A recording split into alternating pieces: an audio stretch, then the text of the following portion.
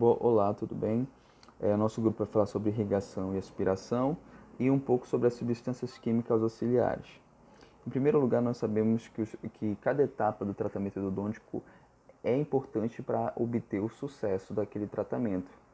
Para isso, as substâncias químicas auxiliares também têm grande relevância nesse tratamento, tanto na parte da instrumentação quanto na parte de irrigação e aspiração. Para quê? Para remover aquele resto de tecidos orgânicos, inorgânicos e bactericidas, bactérias que estão lá naquele ambiente. Para que essas substâncias químicas auxiliares obtenham sucesso, elas precisam ter características específicas. E quais seriam essas características específicas? Elas são a tensão superficial, a qual, quando você tem uma baixa tensão, vai ter uma maior capacidade de penetração daquela substância. Vai ter a outra característica, a viscosidade, onde se você tiver uma baixa viscosidade, você vai ter também uma alta capacidade de penetração daquela substância.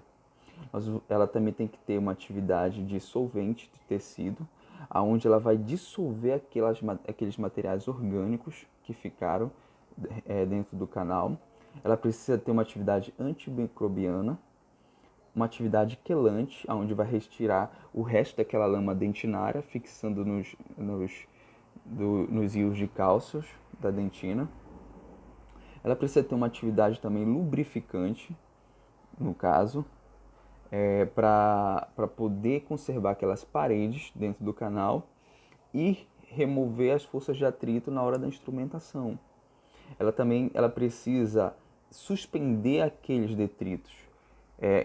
Ao ver a aspiração, ela precisa retirar aqueles restos orgânicos e inorgânicos e conseguir ter essa fluidez desse resto de substâncias. Dessa forma, as soluções gigantes elas precisam ter praticidade e funcionalidade para esse tipo de ação e também ter uma biocompatibilidade, onde ela vai tentar causar o mínimo de toxicidade possível dentro daquele canal e nos tecidos perirradiculares. Ok? E quais são essas substâncias químicas empregadas? Nós temos várias. E uma delas é o hipoclorito de sódio, onde ele tem várias características encontradas necessárias para obter uma maior fluidez, uma maior relevância no tratamento, que seria a atividade antimicrobiana. Ela tem uma ação desodorizante, né, tirando mau odor. Ela também ela é solvente de matérias orgânicas, é lubrificante e tem uma baixa tensão superficial. Então ela tem uma característica muito boa e nós encontramos ela em várias concentrações, de 5% até 6%.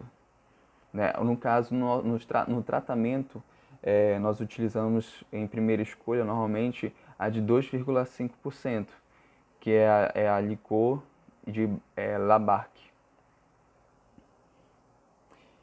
E em segundo lugar, nós temos a clorexidina. A clorexidina, normalmente, ela é indicada em segunda escolha, quando a pessoa tem alguma sensibilidade no hipoclorito. Então, nós usamos a clorexidina, onde ela tem uma capacidade de bactericida e bacteristática, onde se você tiver uma concentração maior dela, ela vai ser bactericida, uma baixa concentração ela será bacteristática. Ela é uma segunda opção de uso. Nós temos também o EDTA. O EDTA já possui uma ação quelante. Ele já é derivado de um ácido fraco e ele vai remover aquele resto de Smiley, daquela lama dentinária.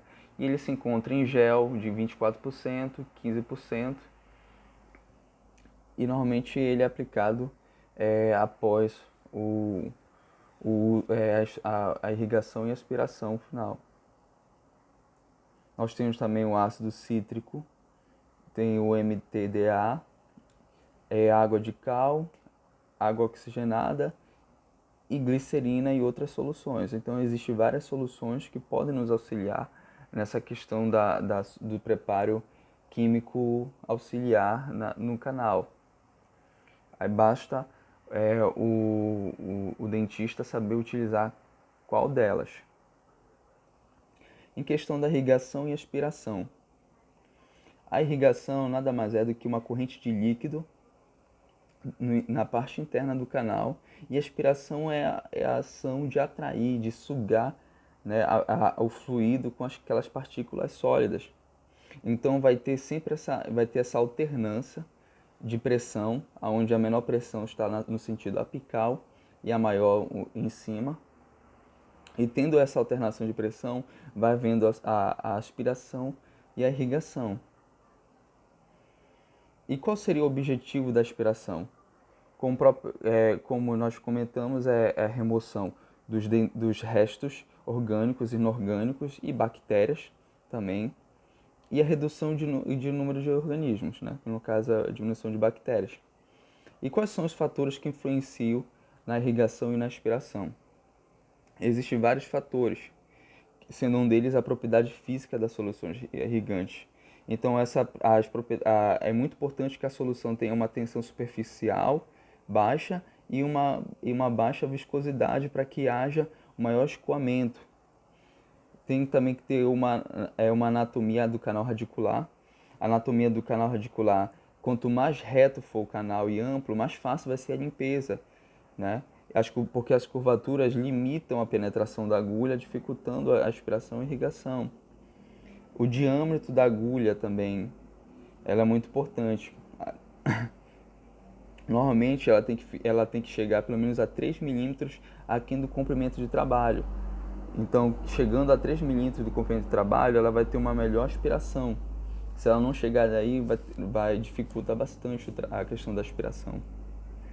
Temos a técnica do preparo do canal também radicular, porque uma boa técnica instrumentada facilita a penetração da agulha dentro do canal. E com maior diâmetro, nós temos maior limpeza, maior irrigação e aspiração, e um volume maior de solução, maior volume, maior atividade dissolvente nos tecidos e antimicrobiano. Também vai ter a agitação mecânica da solução química, ou seja, você vai ter maior limpeza se você tiver uma agitação mecânica junto com a irrigação e aspiração. Isso você pode conseguir com instrumentação do tipo K, com endoativador, agitação sônica com o endoativador e por aí vai. E quais são os instrumentais para irrigação? Nós temos, antes se utilizava bastante seringa e carpulho, hoje não se usa mais, né? Usamos outras técnicas que nós vamos falar para frente. E temos as agulhas, né? As agulhas aonde vai passar o líquido, né? E ela pode ser de plástico ou metal, com ou sem bisel, que não interfere na irrigação, mas só que sem bisel você diminui qualquer situação de acidente. E nós temos a agulha hipodérmica, que no caso a identificação dela pode ser por comprimento e diâmetro, né? Então aqui nós temos a numeração dela de gauge e a milimetragem do diâmetro dela. Quanto menor o diâmetro, melhor penetração e flexibilidade. E o dobramento dela também, né, tem que ser em arco ou não em ângulo, porque você acaba atrapalhando a fluidez do líquido. E a irrigação dela, temos irrigadores especiais, como de ácido inox e de lítio e níquel. Aqui nós temos a Endosê, né? Aqui temos, na figura A, temos a agulha Endosê. Na figura B nós temos a agulha Endosê de 30G, 0,30 milímetros. E na figura C nós temos a agulha Endosê 27 com 0,40 milímetros de diâmetro. E aqui na pirâmidezinha aqui nós temos o que? 30G, no caso é o número do diâmetro dela. Se você ver aqui nessas figuras, nós temos aqui, digamos aqui, o 30G, ele equivale a 0,30 milímetros de diâmetro. ok? Então aqui você pode ver o diâmetro daquela agulha.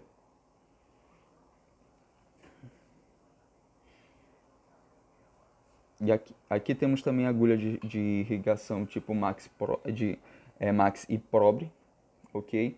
Ela tem um jato pulverizador em duas direções.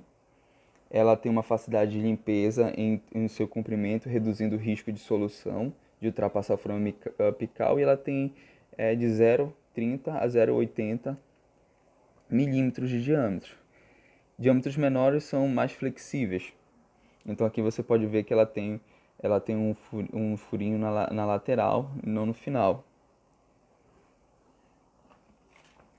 Instrumentação para irrigação, aqui também temos uma agulha de irrigação fabricada de liga níquel-titânio. As níquel-titânio, como as limas também, elas são flexíveis, ótimas para canais atraseados. E elas são mais flexíveis, né, no caso, do que as de aço inoxidável. E aqui também temos as canulas de aspiradoras, no caso são sobre aspiração, né? Temos os aspiradores e as canulas. A aspiração ela tem uma capacidade de esvaziar 1 litro em 90 segundos, ou seja, tem um fluxo contínuo. Elas são usadas, no caso, para aspiração de objetos e auxilia na secagem. Opa, desculpe. Ao contrário, as canulas de plástico que elas são utilizadas para aspiração, com o objetivo de auxiliar na secagem, e as aspiradoras, né, no caso, as canulas aspiradoras metálicas, elas são utilizadas para remoção rápida, no caso, com fluxo contínuo. Quando você está fazendo lá a instrumentação, aí você utiliza, mas quando você vai utilizar a aspiração com o objetivo de auxiliar na secagem, você usa as canulas de plástico. Onde essas canulas, no caso a roxa, ela tem 0,5 milímetros, né, o diâmetro dela, e essa verdinha aqui, ela tem 0,7 milímetros. Todas elas têm 30 milímetros de comprimento, ok? Temos a Endovac, que a Endovac é um sistema de irrigação e aspiração junto, né, que se utiliza mais, onde as cânulas aspiradoras são especiais, né? Elas têm grande volume, elas conseguem ter um grande volume de hipoclorito com uma pressão negativa apical, onde vai dar uma segurança melhor para os tecidos perirradicular. Ou seja, é uma técnica mais utilizada, mais recente, e onde ela traz mais segurança para o dentista utilizar. Aqui como é feito o tratamento, né? Ela tem uma saída onde tem a setinha aqui, ela tem uma saída de líquido, ela é uma irrigação e uma rápida aspiração, ok? Então ela já economiza tempo e traz mais segurança. Aqui nós temos como fica a ponta dela no final, né? Ela ainda fica muito resto dentinário na hora de irrigação e aspiração. E a importância também de uma boa irrigação e aspiração, porque quando você comete um erro, né, de aspirar, irrigar, você pode causar problema no paciente. Então aqui uma senhora, né, que sofreu um acidente na injeção de hipoclorito de sódio nos tecidos perirradiculares. Ou seja, quanto maior o diâmetro do instrumento apical e as agulhas irrigadoras do diâmetro menor, o risco de acidente. Então tem que ter muito cuidado. E aqui temos algumas observações, onde quando você for fazer a aspiração, você tem que fazer um movimento de vai e vem para agitar melhor aquelas partículas. Aqui nós temos o hipoclorito de sódio, 2,5% que é utilizado, onde nós temos um protocolo de irrigação e aspiração, onde você usa 2 a 5 ml de hipoclorito de sódio, depois o preparo do canal é 5 a 10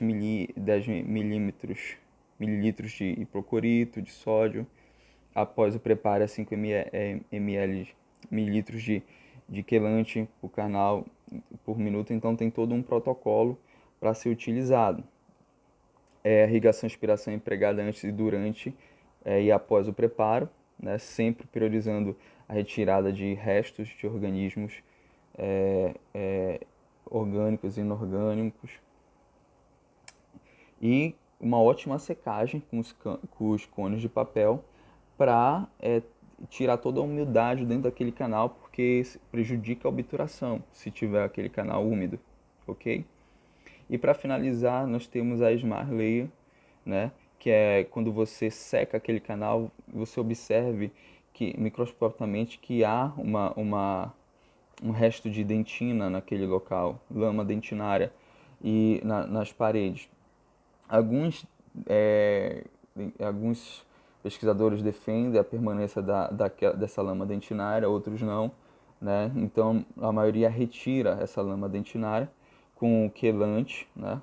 O EDTA de 17%, com o hipoclorito de 2,5%, promovendo essa remoção, para que haja também uma maior obturação daquele canal, porque o objetivo é o selamento hermético daquele canal, então os canais têm que estar limpos, ok? Agradeço e bons estudos a todos.